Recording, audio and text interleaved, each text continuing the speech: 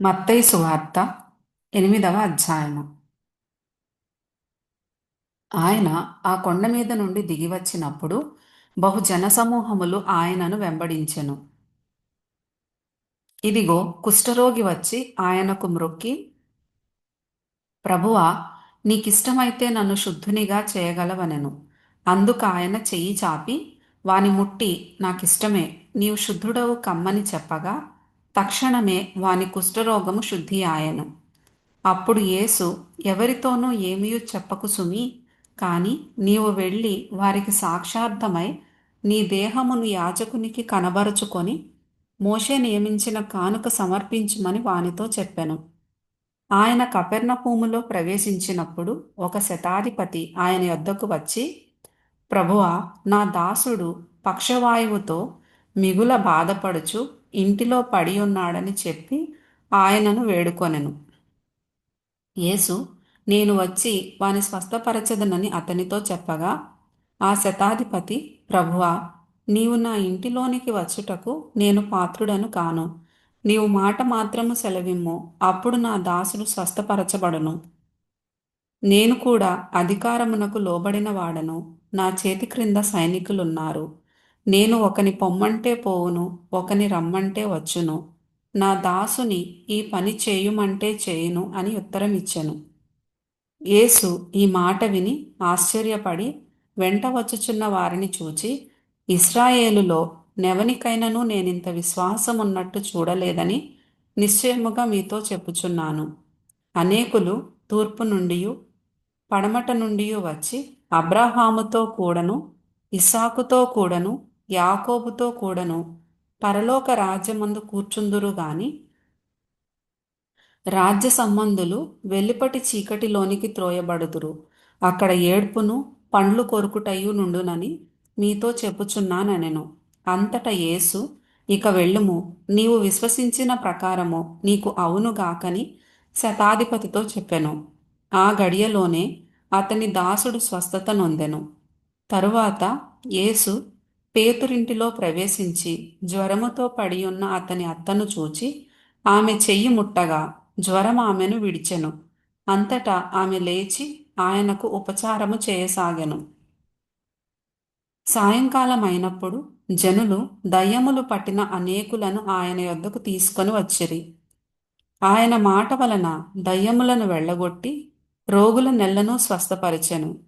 అందువలన ఆయనే మన బలహీనతలను వహించుకొని మన రోగములను భరించెనని ప్రవక్త అయిన యెషయా ద్వారా చెప్పబడినది నెరవేరెను.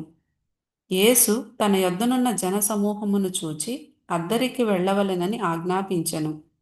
అంతటా ఒక శాస్త్రి వచ్చి, బోధకుడా, నీవెక్కడికి వెళ్ళినను నీ వెంట వచ్చెదనని ఆయనతో చెప్పెను. అందుకు యేసు, నక్కలకు బొరియలును ఆకాశ పక్షులకు నివాసములను కలవుగాని మనుష్య కుమారునికి తల వాల్చుకొనుటకైనను స్థలము లేదని అతనితో చెప్పెను.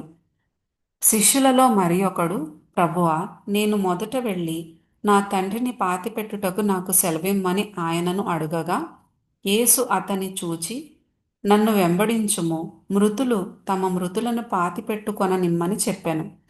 ఆయన దోణి ఎక్కినప్పుడు ఆయన శిష్యులు ఆయన వెంట వెళ్ళిరి. అంతటా సముద్రము మీద తుఫాను లేచినందున ఆ దోణి అలల చేత కప్పబడెను. అప్పుడాయన నిద్రించుచుండగా వారు ఆయన యొద్దకు వచ్చి, ప్రభువా, నశించిపోవుచున్నాము, మమ్మును రక్షించుమని చెప్పి ఆయనను లేపిరి. అందుకాయన, అల్ప విశ్వాసులారా, ఎందుకు భయపడుచున్నారని వారితో చెప్పి లేచి గాలిని సముద్రమును గద్దింపగా మిక్కిలి నిమ్మళమాయెను. ఆ మనుష్యులు ఆశ్చర్యపడి, ఈయన ఎట్టివాడో, ఈయనకు గాలియు సముద్రమును లోబడుచున్నవని చెప్పుకొనిరి.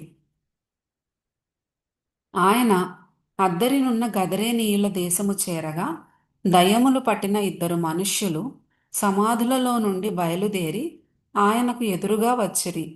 వారు మిగుల ఉగ్రులైనందున ఎవడునూ ఆ మార్గమున వెళ్ళలేకపోయెను.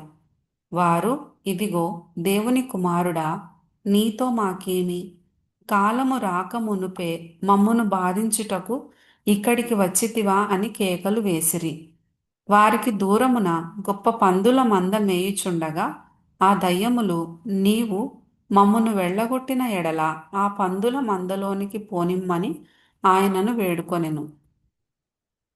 ఆయన వాటిని పొమ్మనగా అవి ఆ మనుష్యులను వదిలిపెట్టి ఆ పందులలోనికి పోయెను. ఇదిగో, ఆ మందంతయు ప్రపాతము నుండి సముద్రములోనికి వడిగా పరిగెత్తుకొని పోయి నీళ్లలో పడి చచ్చెను. వాటిని మేపుచున్నవారు పారిపోయి పట్టణములోనికి వెళ్ళి జరిగిన కార్యములన్నీయు దయ్యములు పట్టిన వారి సంగతియు తెలిపిరి. ఇదిగో, ఆ పట్టణస్థులందరూ యేసును ఎదుర్కొని వచ్చి ఆయనను చూచి తమ ప్రాంతములను విడిచిపొమ్మని ఆయనను వేడుకొనిరి.